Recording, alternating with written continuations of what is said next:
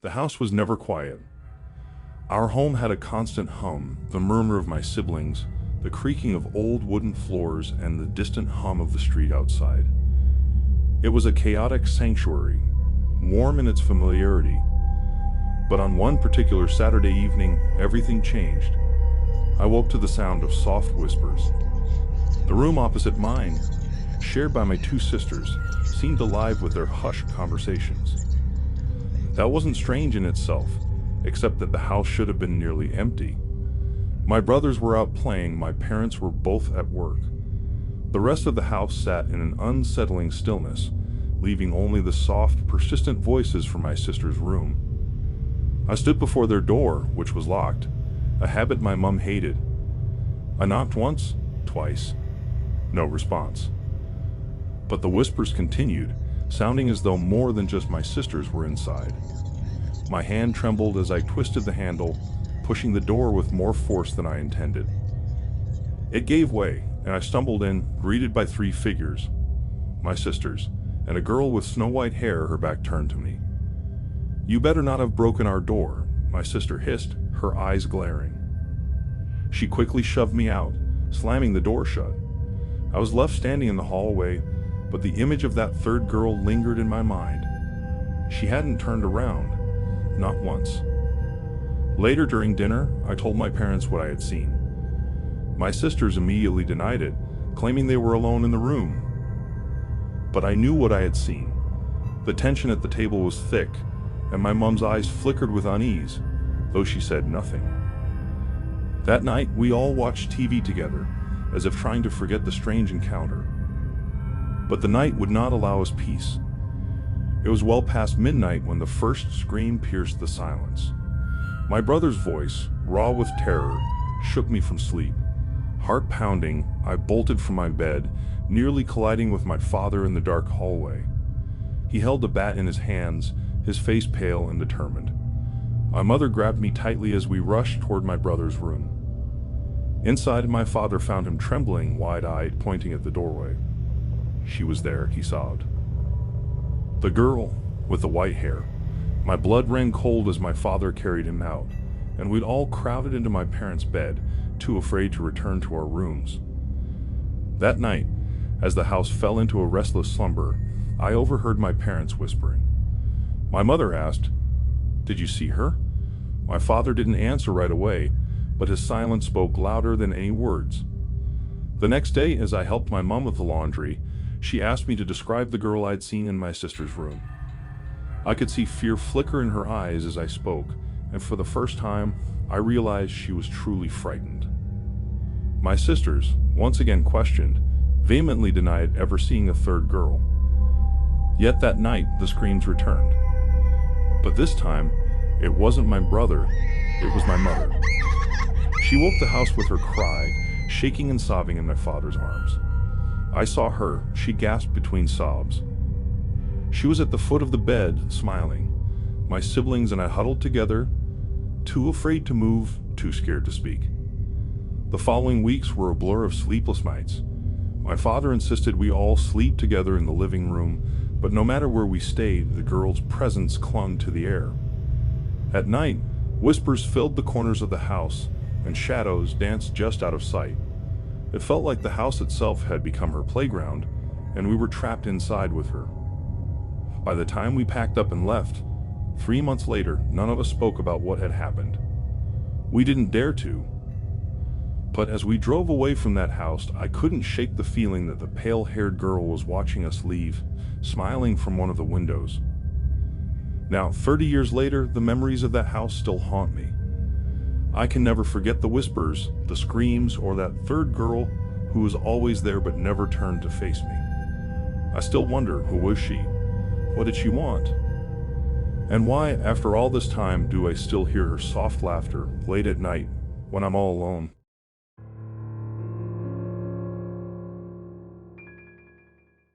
Music had always been my escape, a refuge from the world's noise, a balm for the mind.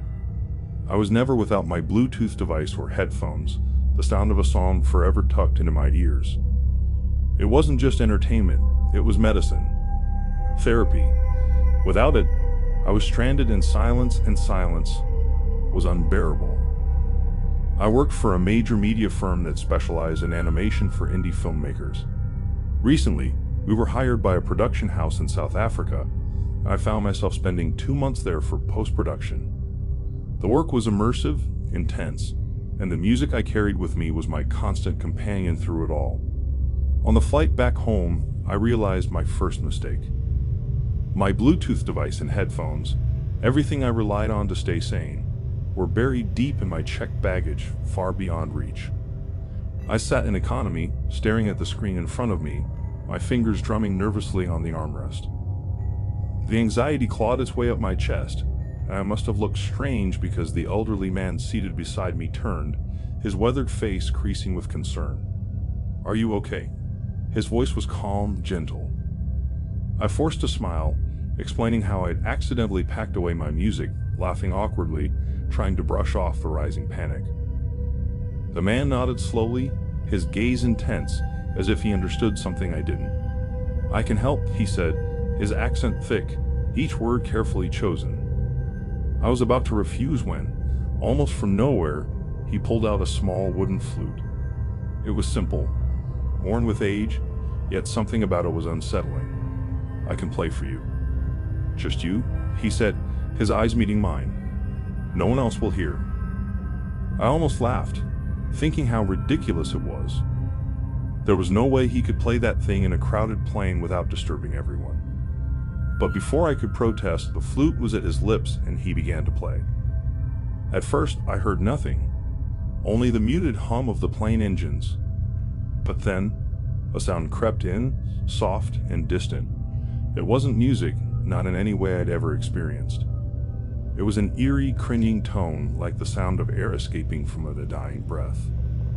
It crawled under my skin, making me feel like I was drifting. No, leaving my body. I hated it. I tried to move, to pull away from the sound, but my body wouldn't respond. I was trapped, locked in that strange melody. Then, just as suddenly as it began, the sound stopped. I gasped, my body jerking as if I'd been released from invisible chains. Relief washed over me, and I wanted to stand, to run far from this man and his cursed flute. But before I could make a move, I felt it, a hand, cold and strong, gripping my head. I tried to scream, to fight, but the world went dark. When I woke, the plane had landed.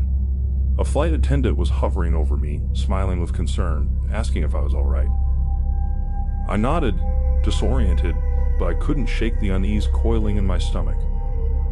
I went straight home from the airport, collapsing into bed, trying to sleep off the strangeness of it all. For weeks, I tried to forget. Life went back to normal, or at least it pretended to. Work was routine, and I spent my lunch breaks listening to music as always. But then, one afternoon, everything changed. It started innocently enough. My music stopped playing. I assumed it was a glitch, a minor annoyance. I checked my phone, but nothing seemed wrong. I removed the headphones, then slipped them back on. That's when the sound came. The same cringing tone from the plane. Only this time, it was louder, sharper. It felt as though it was burrowing into my skull. Then came the whispers. Thousands of them, all at once, hissing and murmuring. Each word was a jagged knife, slicing into my brain. I tore the headphones off, my heart racing. But the whispers didn't stop. From that moment on, music became my torment. Any sound, whether from a device or the world around me, brought the same haunting hum, the same agonizing whispers. I couldn't sleep, couldn't focus. My work slipped, and I was sent on forced leave. But no amount of rest could help me. I was being haunted by a sound no one else could hear. On the final day of my leave, I found myself sitting on my kitchen floor, drunk and defeated. The whispers hadn't stopped in days, and my head felt like it was splitting apart. The room was dark, shadows creeping along the walls. Then I heard it, a creak. The kitchen door slowly opening. Someone was in the house. Too drunk and too tired to move, I sat frozen. Fear clawed at my chest as the air grew thick and heavy. I wanted to scream, to run, but something kept me still. And then I felt it, a cold hand gripping my head, squeezing with a force that sent a bolt of terror through me. Before I could react, everything went black. I woke the next morning, my head pounding, but strangely clear. The whispers were gone. The hum, the noise, all of it had vanished as suddenly as it had appeared. I don't know what happened that night, or who, or what, had come into my home. I only know that the torment stopped, and I never dared to return to Africa again. Some sounds, once heard, should never be heard again.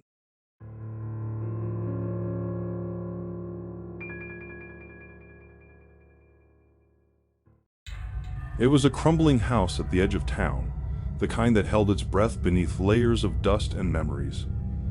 Everyone said it was haunted, but no one dared to find out for sure. Except for Rachel, Eric, Sam, and Lauren. They didn't believe in ghosts, they believed in boredom, in the restless itch of small-town life. So when Sam unearthed a forgotten VHS tape from the wreckage of broken furniture, it seemed more a curiosity than a threat. The tape was unmarked, its edges chipped and weathered.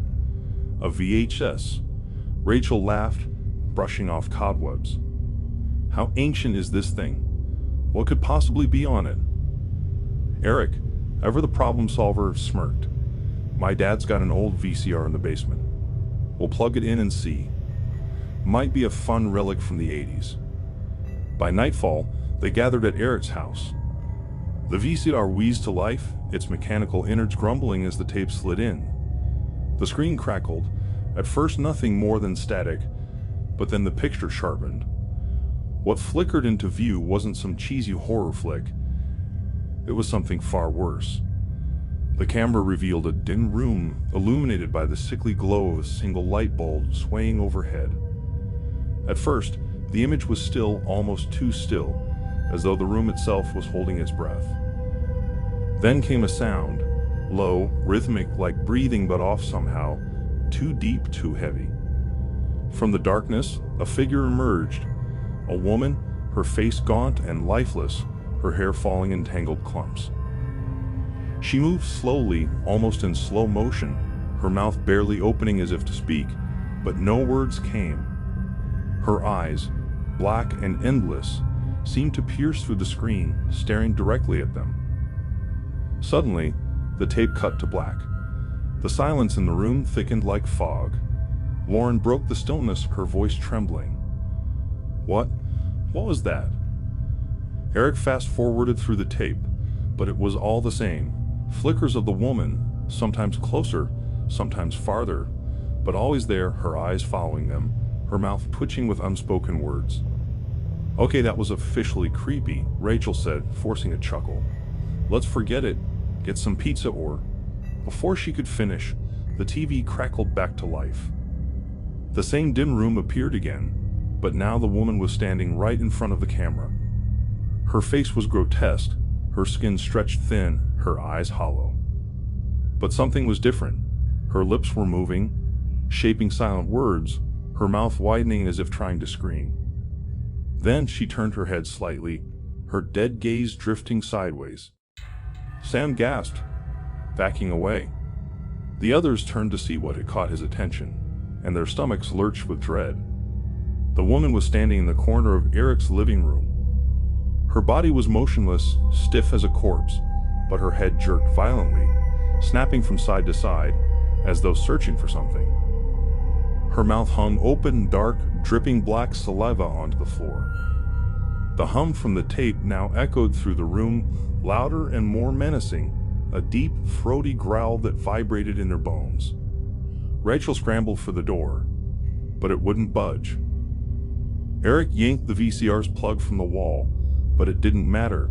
The tape kept playing, the flickering images moving on their own. It's a trick, Eric stammered, but even he knew that wasn't true.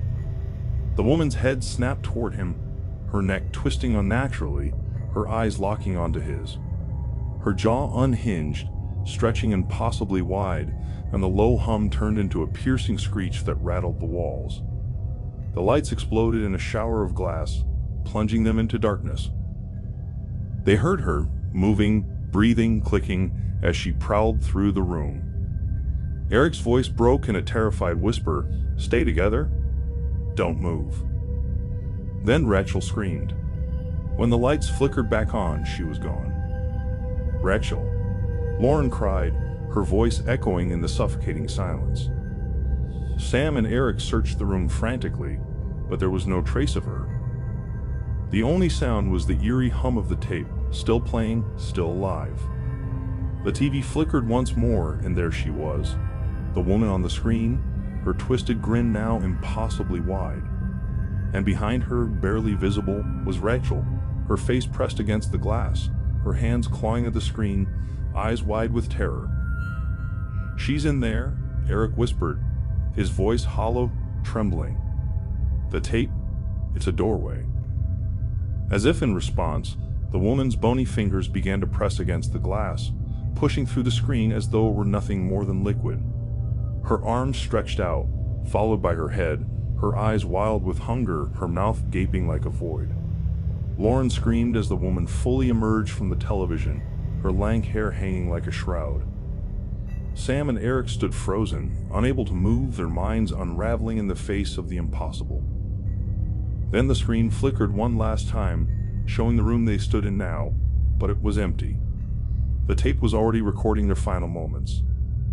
The woman smiled, her teeth black and rotting as she advanced on them. The last sound they heard was the wet snap of her jaw unhinging. By morning, they were gone. The house was silent again. But somewhere, maybe in another forgotten pile of junk, the tape waits, its hunger never satisfied.